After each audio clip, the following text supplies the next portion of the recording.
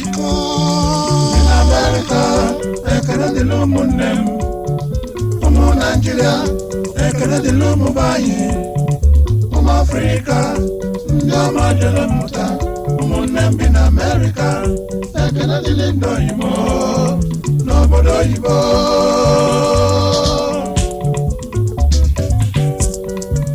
Yene monyi jodi ko nwere mpe.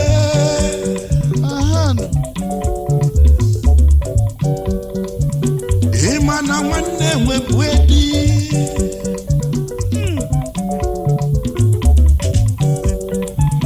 Olimani kokwe esi mu Nigeria mbia.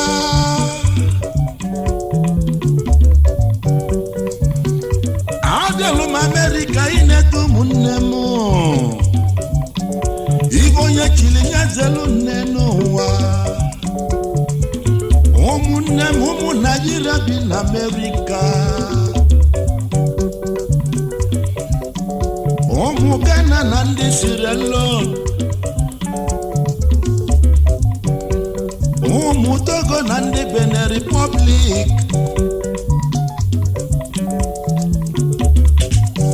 Omu Liberia nandi Cameroon. Omu South Africa na Egypt. Indi Tanzania na Zimbabwe na Morocco. Oliver di Kokwe na Ndekumo. Ayi biala America ndioma ejeje mbodogwu. Aneku na kiti nenowa. Munem.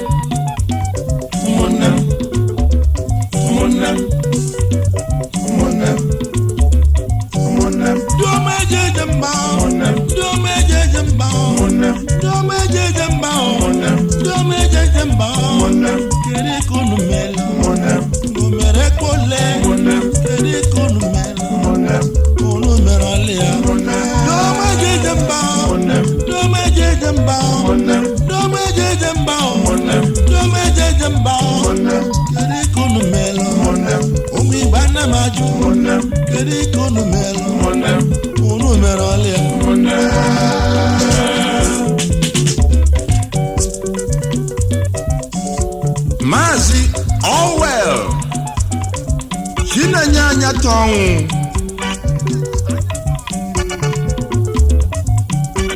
Yejikeme one of Orata Isia Lamba Onyo mumunna ya hụrụ n'anya Research chemist na America Nwokocha Joaquin Mmeruom Okedike one of Eziama Obiato n'Imo State Onye ọmasị oturu Eziama Obiato a well-known businessman na Austin, Texas, USA.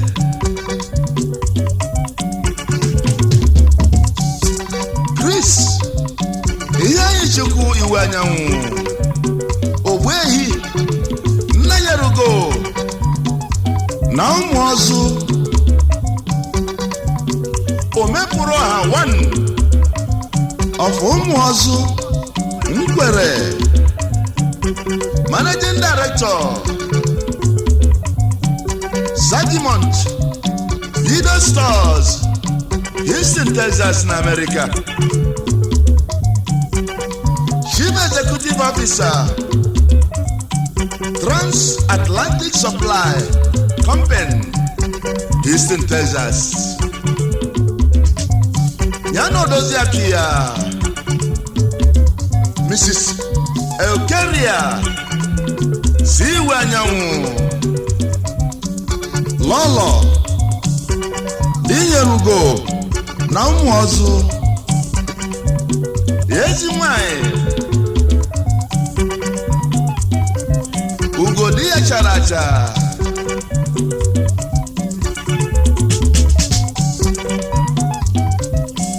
atụ Anthony Charles Ikechukwu Anugwom ọkasị ekpedi na lawyer na Houston, Texas. Onye ọmasị ụmụọwa n'Imo steeti. Ezi nwanyị Sophia Mrs. Dorothy Ifeyi nwa Anugwom Odoziakụ Barisa Anugwom nwanyị nwere ezigbo omume. Isi shie Aloyi Ifeatụ Obiechina Ogbebi Eze Nwata aka na-eme kọmputa na electronics. Onye ọmasị uru ajịrịja Ogidi na Anambra steeti wee bịa.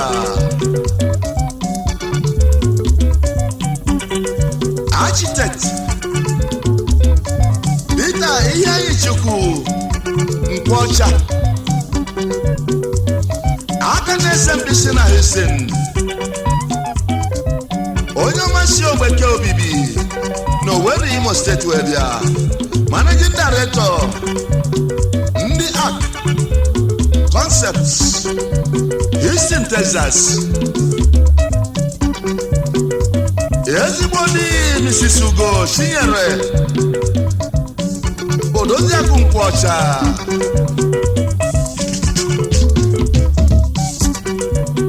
ụmụ Igbo n'ume eke n'ọnụ.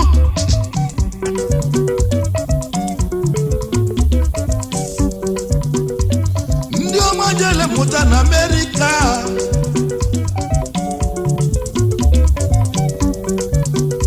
Nigeria na Amerịka anyị nwere ofe omume.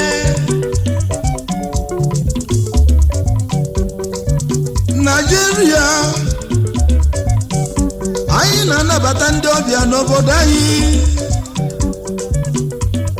Amerịka na-anabata ndị ọbịa n'obodo fa. O wee bulibe kwuru ka a na-eme ebe onye bi ka ọ na-awachi n'elu ụwa.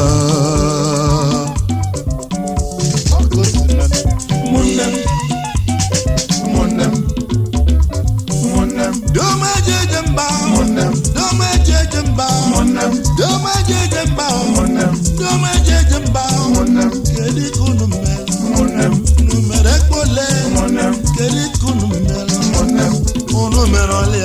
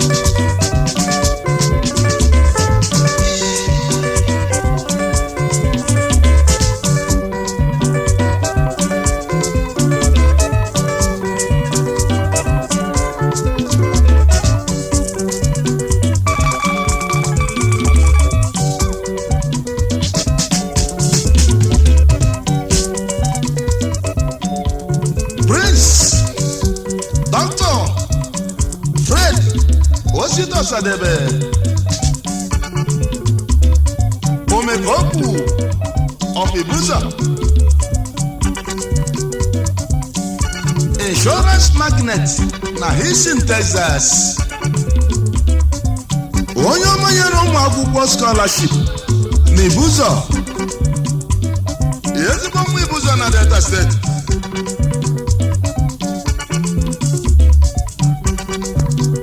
Donald Mboma Aṅụsim Bidon Don Brosco of Orodo ezi mmasị amụkwu Orodo n'Imo State Director DJ's Castles ihe anyị chikwu Baldwin ihe a na-achọ Omeribe Ọfọgba aka na-enye ọgwụ oyibo na Boston na America onye ọmasị ama egwu ọgba Mbitoli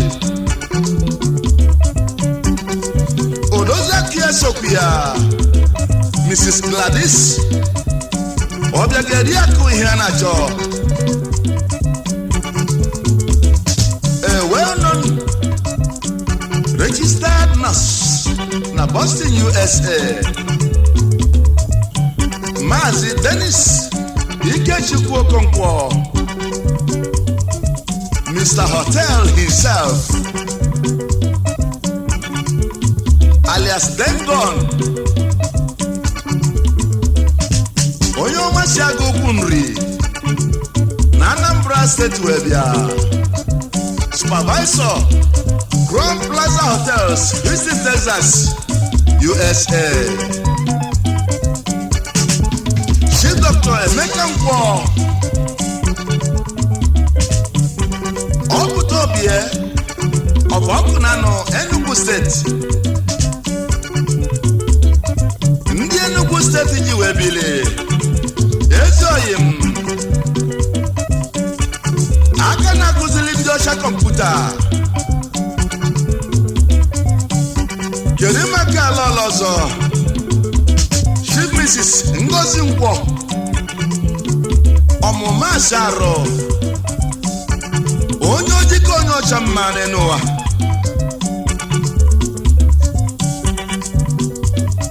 ezi nwanyị nwere ezigbo omume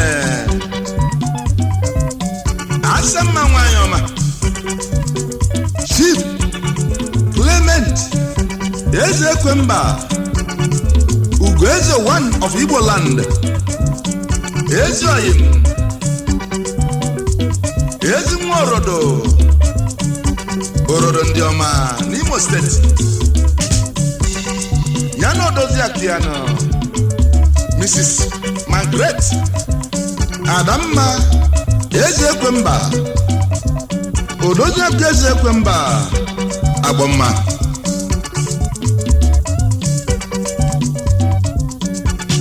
Chief Emmanuel Okobi onye ọmasị ọrụ ditewe bịa ezi oyim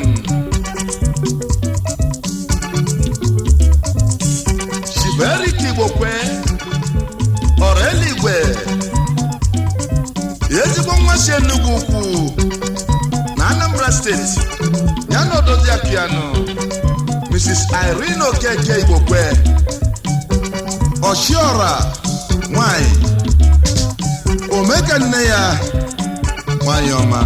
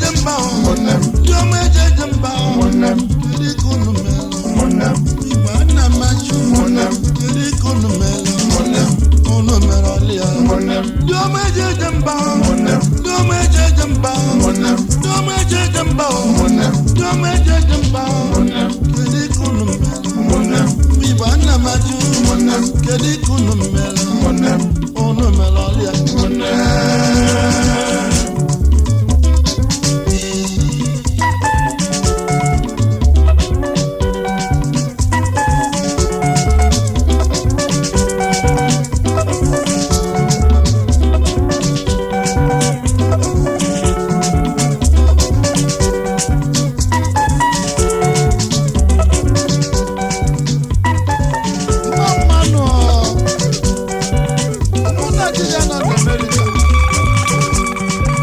ụmụ Afrịka nọ n'Amerika, mama nọ ụmụnne m, ụmụnne m, ụmụnne m, ụmụnne m, anyị ga-anabasịnụ ụmụnne m, ụmụnne m, ụmụchọcha ya nọ lekwasị ya nọ, ụmụnne m, emedi tata emedi esi, ụmụnne m, ụmụnne m, dome jeje mba, ụmụnne m, dome jeje mba, ụmụnne m, dome jeje mba, ụmụnne m, dome jeje mba, ụmụnne m, iri kunu melu, ụmụnne m, ụmụ Igbo ana m ajụ, ụmụnne m, iri kunu melu, ụmụnne m, ụlọ mere kwole, ụmụnne m, iri kunu melu, ụmụnne m, ụmụ Igbo ana m ajụ, ụmụnne m, iri kunu melu.